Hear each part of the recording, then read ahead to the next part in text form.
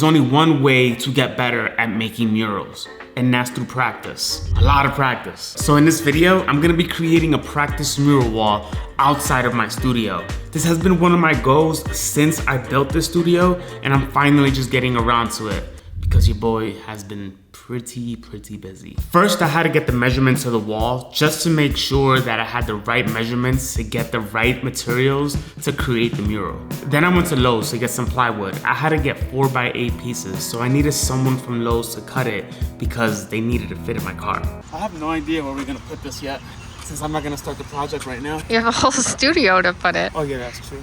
This mural is gonna be 6x6 feet, so it's not so big. It's a small little wall. I mean, it really is just a practice wall, so I wanted to keep it small and simple. Because I'm gonna be putting a frame around this entire mural, I bought some 2x4s to cut them to size and to give it a nice little look around the entire thing to make it look like a painting. So I used my miter saw to cut all the angles of the 2x4s so that I can get a seamless look of the frame so it doesn't look like there's any gaps within the frame.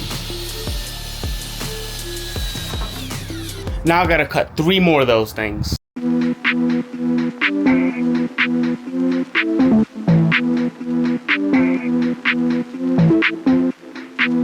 Now that we have a perfect frame and everything is cut to size, what I'm gonna do is I'm gonna take these pieces and I'm gonna actually mount them onto the siding so that the mural wall actually floats off the siding and it's not flush on it.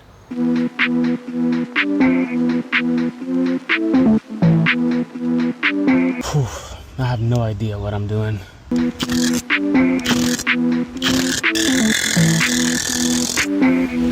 Sweet.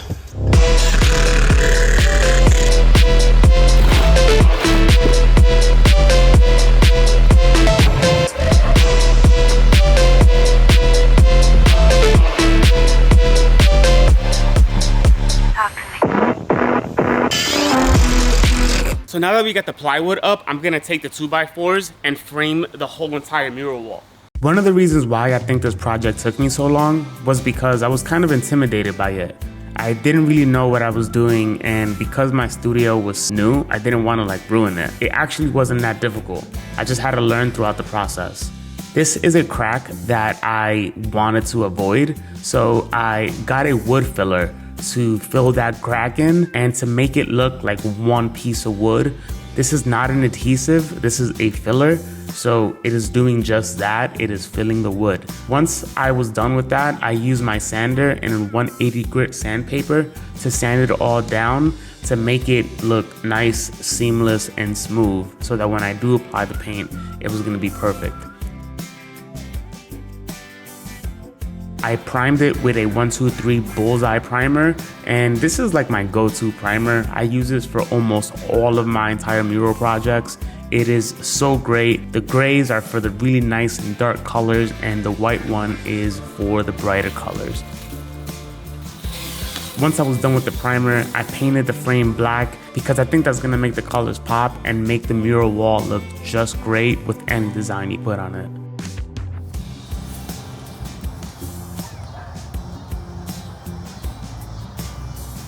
And now that we're done with the framing and painting and everything, now we gotta come up with a design for the wall.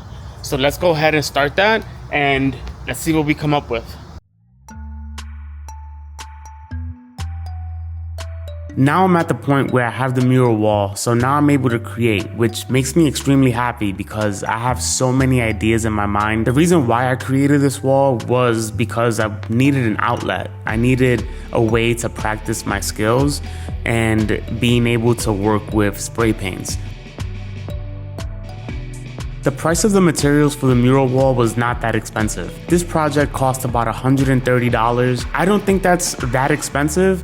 I mean, with time, with materials, it can get expensive, but I think it's just the cost of being an artist. I guess you gotta spend money to make money, but I'm not even worried about that. What my concern is just practicing to get better. And I just want to say, just because you don't have a studio doesn't mean that you can't do this. There's other ways to getting around that in building mural walls. You can find designs that are temporary mural walls or transportable ones. The other way is if you want to just create on a smaller piece of wood. And instead of doing it in a 6 foot by 6 foot canvas, you can do it in a 4 foot by 4 foot canvas. Don't let those obstacles stop you from getting to your goals and allowing you to practice your skill set to get better.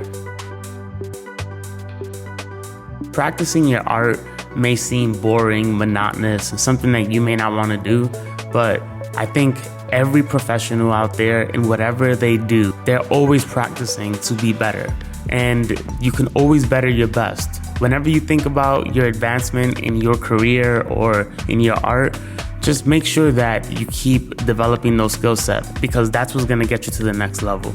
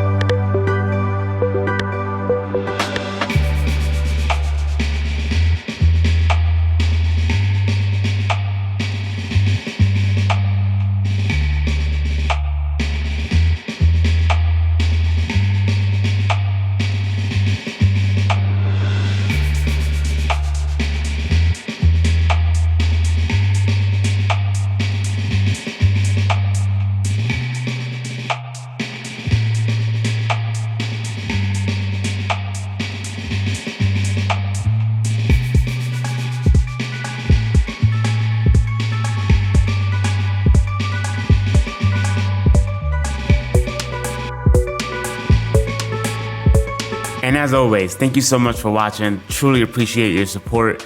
If you like what you saw, make sure you leave a like, a comment. And if you want to support my channel, I would love for you to subscribe.